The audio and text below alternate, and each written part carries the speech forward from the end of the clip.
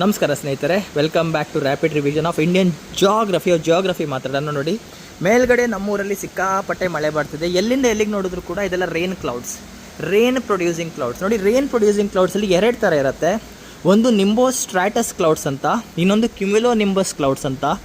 ಈಗ ನೀವೇನು ನೋಡ್ತಾ ಇದ್ದೀರಲ್ಲ, ಇದೆಲ್ಲ ನಿಂಬೋಸ್ ಸ್ಟ್ರಾಟಸ್ ಕ್ಲೌಡ್ಸ್. ಅದು ಹೇಗೆ ಗೊತ್ತಾಗುತ್ತೆ ಡಿಫ್ರೆನ್ಸ್ ಅಂದರೆ, ನಿಂಬೋಸ್ ಸ್ಟ್ರಾಟಸ್ ಕ್ಲೌಡ್ಸ್ ನಿಮಗೆ ಮಳೆ ಕೊಡುತ್ತೆ, ವೆರಸ್ ಕ್ಯುಮ್ಯುಲೋ ನಿಂಬಸ್ ಕ್ಲೌಡ್ಸ್ ಆದರೆ ಇನ್ನೂ ಕಪ್ಪಾಗಿರುತ್ತೆ, ಜೊತೆಗೆ ಗುಡುಗು ಕೂಡ ಕೊಡುತ್ತೆ. ಸೊ ನಿಮ್ಮೂರಲ್ಲಿ ಮಳೆ ಮತ್ತು ಗುಡುಗು ಎರಡೂ ಆಗ್ತಾ ಇದ್ದರೆ ಅದು ಕ್ಯುಮ್ಯುಲೋ ನಿಂಬಸ್ ಕ್ಲೌಡ್ಸಿಂದ ಆಗುತ್ತೆ.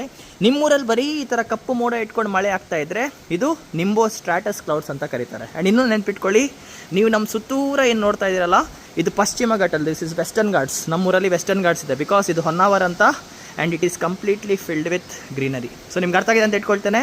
ನಿಂಬೋಸ್ ಸ್ಟ್ರಾಟಸ್ ಕ್ಲೌಡ್ ಸ್ಪೆಷಾಲಿಟಿ ಏನು, ಮಳೆ ಬರುತ್ತೆ, ಗುಡುಗು ಬರಲ್ಲ. ಕ್ಯುಮ್ಯುಲೋ ನಿಂಬಸಲ್ಲಿ ಮಳೆ ಕೂಡ ಬರುತ್ತೆ, ಗುಡುಗು ಸಿಡ್ಲು ಕೂಡ ಬರುತ್ತೆ. ಜೈ.